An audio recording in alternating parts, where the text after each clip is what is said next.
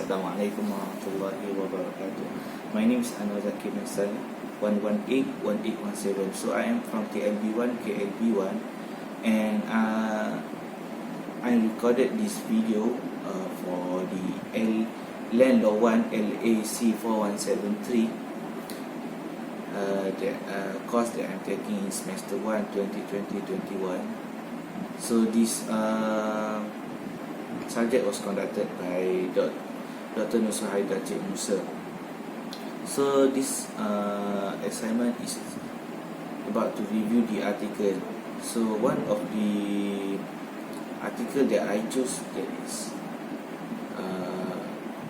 I think is the best article for review was the article named Underground Land Ownership in Malaysia, a review by Farah, Zaini, Khadijah, Hussin, Robiah, Suratman and Kamaruzaman Rasid in 2013. So from my perspective of view, when I read this article, I found that this article is good as it explains the underground land ownership in Malaysia in detail and also mention the relevant provisions. For every single details, there is a single provision that this article includes. This article also was trying to show us that the ownership of underground land in another country such as China, Japan, Hong Kong and others. So this article was good as it not comparing, is show us different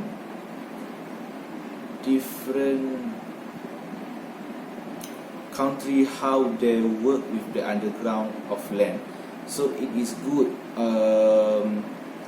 as this the practice from another country to other country was different but the writers highlighted the key element to be considered in underground land as it must have in the development, such as the surface and underground land ownership, right to develop the underground land, and the extension of land use zoning.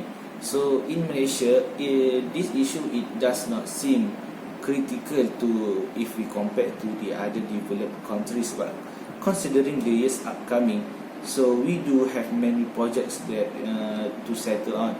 As an example, in a few years upcoming, we have the MRT station. Not to mention, but this MRT development, this also actually had bring some issues in Malaysia. So, for my opinion, it is important now for Malaysia to have a good legal framework for underground land development as a solution to guarantee the sustainable of underground development in the future. So that's all from me. Thank you.